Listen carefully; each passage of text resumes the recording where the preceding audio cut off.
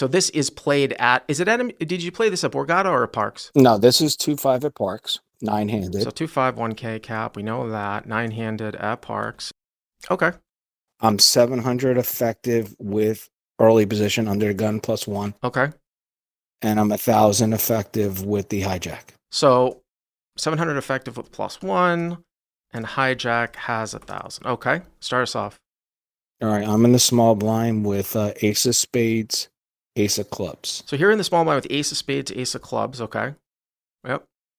The under the gun +1 opens to 15. Is that the standard open, just to 3x? For me, it's 20. I think mostly 20. Some will be 15. Yep. But my choice is 20. Mm-hmm. But yeah, standard. The hijack calls. Yep. It comes around to me, mm-hmm. and I 3-bet to 75. So hero 3-bets, obviously, to 75. 4x plus the dead caller. 75 sounds good. You can go obviously a little bit larger here too sometimes. You think so? Okay. You can, yeah. I mean, you're out of position, but sometimes aces is such a good hand. Like I almost want the action here. And it's just sometimes a lot of times in no limit, obviously like there are times when you flop sets and stuff like that, right? Against like over pairs, but when you have the betting lead and you can basically get 3 streets max value when you beat top pair, like with an overpair, those are the hands that you want to try to, extract the most from. If you went, people look at this the wrong way. Like, let's say you 3-bet to 45 and then you lost the hand because both people called. They're like, oh, you didn't raise large enough. It's going to go multi-way. No, it's not. The reason why that's bad is because you're just losing value. I mean, if they're going to call 75 and you only make it 45, you want to get as much money in as possible with aces, but this is fine. All right. So you make it 75. Yeah. I think it's a pretty straightforward hand. Yeah. As I think you and the callers will see. The reason why I reached out is because my sizing, I'm having a lot of trouble with that. Yeah, I think you're fine. I think 4x, okay. 4x times the open size, and then add the call. You can go a little bit larger from out of position sometimes, but that's very simple, right? 4x the open, 60 plus 15 is 75. Okay. Yeah. All right, so we got 225 in the pot. So they both call? Yes, I'm sorry. I forgot where we left off. No problem. So they both call. And just one thing too, I'm going to kind of treat this as like, I know that you've played a lot of no limit, but coming from, limit games, maybe I'll just throw some tidbits out at you that you haven't thought about. So the hijack has a collapsed range here. And what I mean by that is, have you ever heard like double flat? He has double flatted here, which means that like he called the raise and then you 3-bet and then he called again. So he's never going to have, unless he's like a really OMC type who just flats everything with ace king. But if he's a normal type of player that has a reasonable 3-betting range, that means that he's not going to have ace king. He's not going to have kings, queens, jacks, because those hands would all be 3-bet. So what's interesting is that if you are ever in the hijack spot and you decide to double flat, I don't recommend that much, but sometimes you can. You have to actually take that into account in the hijack spot where, like, say the hijack has like, queen jack suited here and he calls you and he would have 3-bet king queen. If a queen comes out, he actually has to defend down with that queen if he's up against somebody who understands what's going on. And if you move up, you'll see that you actually have to defend down with one pair a lot if you double flat and then you flop top pair. If you're up against somebody that understands advanced theory, because they know that your range is collapsed. I'll just say that. So anyways, all right. So it makes a lot of sense. Yeah. So 225 to the flop 3 ways. Okay. Mm-hmm. Okay. The flop is 9 of diamonds, 8 of hearts, 4 spades. 9 of diamonds, 8 of hearts, 4 spades. So rainbow board, right? Yes. All right. So, I mean, obviously, like the two, you're behind a set to 9-8 suited, but it is what it is. I mean, the only other thing about aces sometimes with these things is that like the hands that you can sometimes get peeled with that don't really contain pairs are ace high. Like say if someone has ace queen, when you specifically have aces, there's less of a chance that someone has ace high. You have to keep that in mind. So sometimes you actually get more value if you have kings here as opposed to aces, but I'm certainly going to bet. Now, I don't think this really necessarily calls for a large bet multi-way, And it's kind of interesting because if it was heads up and it was like 9-3, then sometimes the theory says that you go large because the guy has to defend down. But I think it's probably not a bad like 1/3, but for live, I tend to go a little bit larger. So I might bet like a 75 to 100 here, something like that. I bet 80. There you go. So hero bets 80. And I don't know what kind of image you have. I always tell Mike G, moderator extraordinaire, he has to sometimes pull it back a little bit because sometimes if he breathes on the pod, people fold out. So, and I said like, you should bluff more. You know what I mean? But I like this though, because I mean, now it's like, all right, well, you don't have to have aces here. Whereas if you come out and bet like 300, like that's the biggest mistake for a lot of people moving over, right? Betting way too large. All right, so you bet 80. They both call. +1, who has started with 700 calls and the hijack calls. Well, I mean, what are the draws out here? 6-7, Jack 10. Those are the two open-ended straight draws. Like a Queen 10 is a gut shot, a Queen Jack is a gut shot, stuff like that. So 240 now, the pot is 465. Exactly. That's what I have. Yep. Turn is the ace of diamonds. That's a shitty card for you, sort of.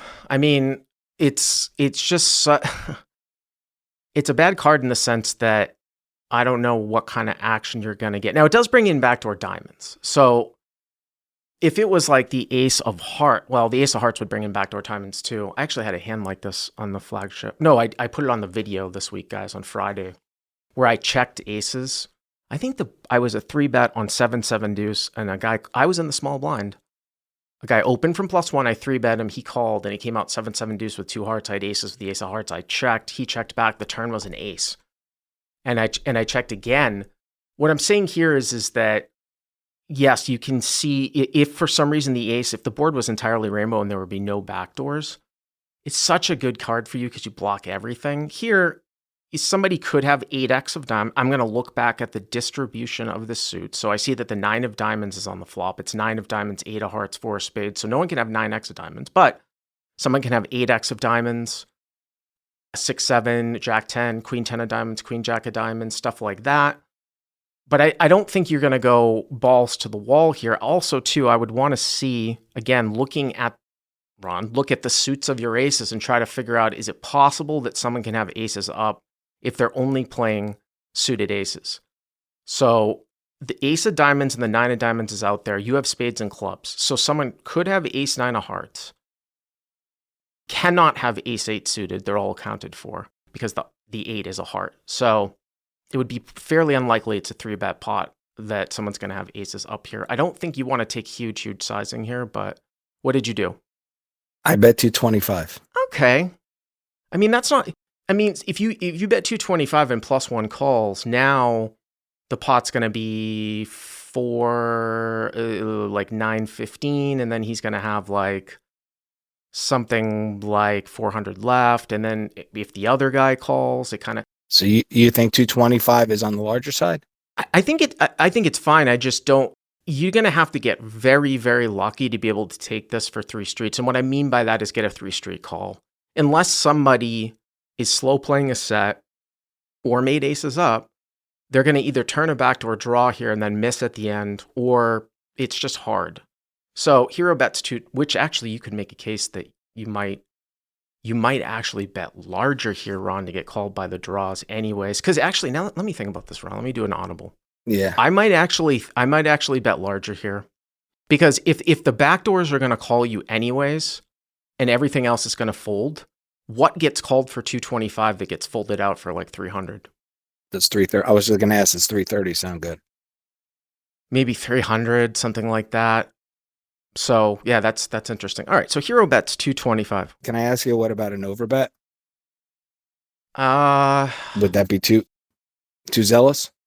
I mean, the theory would be fine with it. It's just, it's funny because people are saying some people are betting super small. I just don't know. An overbet. So what are you targeting with an overbet? Like, why would you be overbetting? I thought my number was good. I'm having a discussion with my friend. He felt that I gave them the correct odds to call if they had the draws, giving 3-1, being a 3-1 dog. Yeah. I was giving them 3-1 on their money, so I should have sized up and even using an oversized bet. I thought that was a little too much. Somebody else said 330. I got on with 330. You don't have to deny people necessarily from calling from draws, right? You can have them call. They're still even incorrect to call unless they have a combo draw. You just have to be aware of the draw when it comes in. People in the live chat are saying, well, it doesn't. Remember the hijack who called the flop started with 1,000. People are saying, I mean, it's not just +1 who's short. So you bet 225. Okay, now what happens? They both called. Oh, wow. All right. This is interesting. All right. So they both call.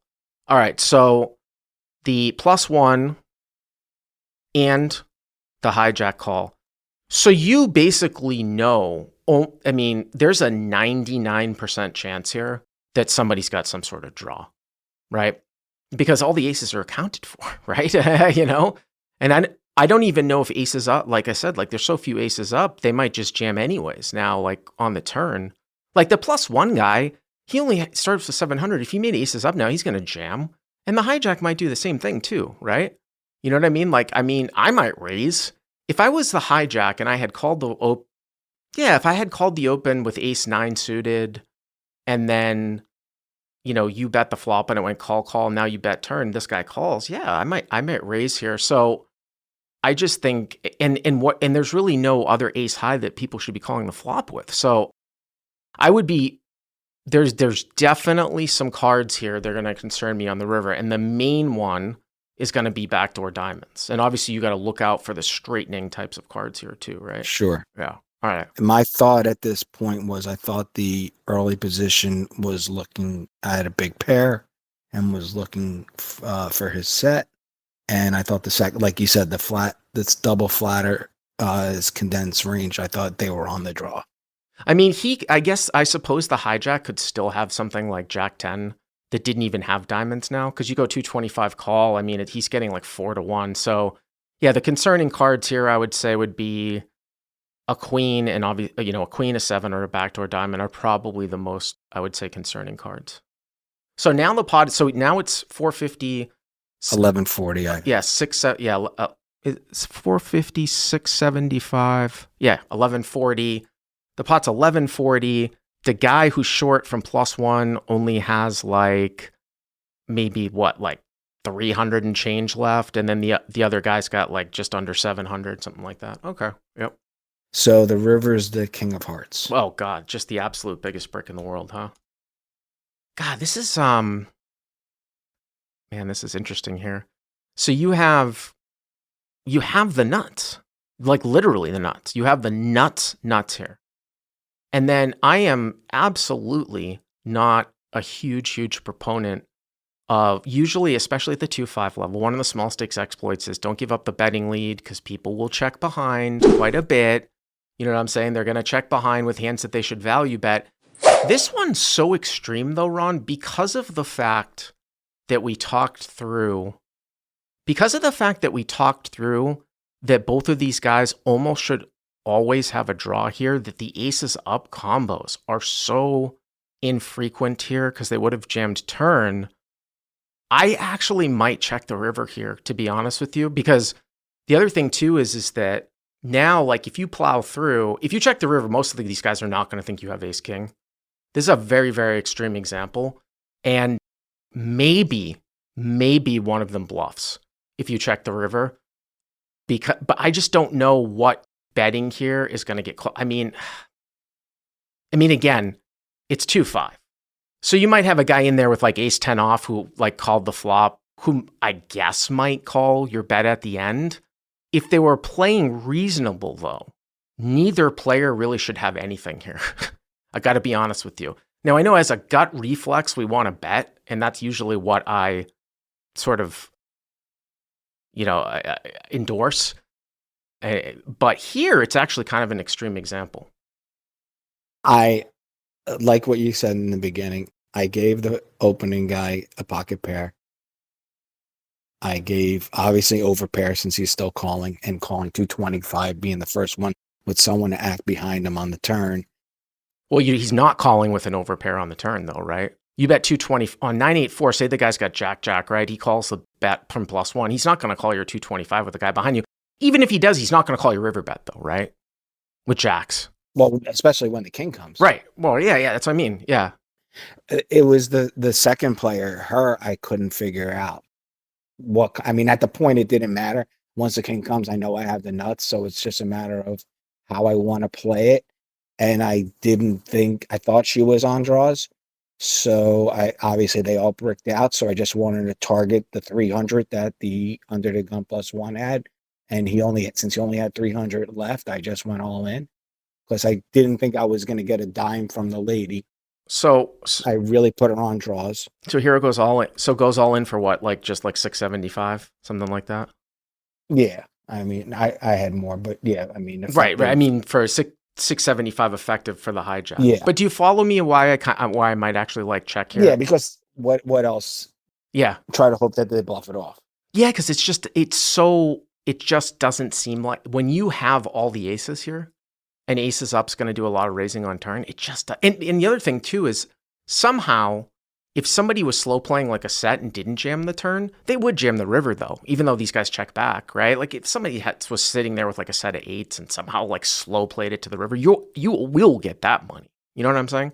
Wouldn't ace nine, or let's say they had ace nine of diamonds and or set of eights, the first guy, wouldn't he call the river for 300 left? Of course he would, but he would also, but here's the thing though.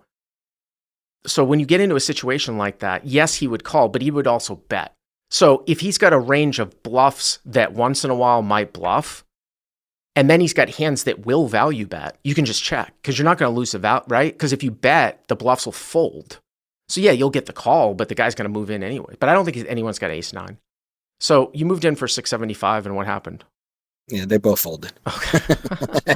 as you probably expected. So did you ever ask them what they had or anything like that? The woman in the hijack, she said she had a double draw.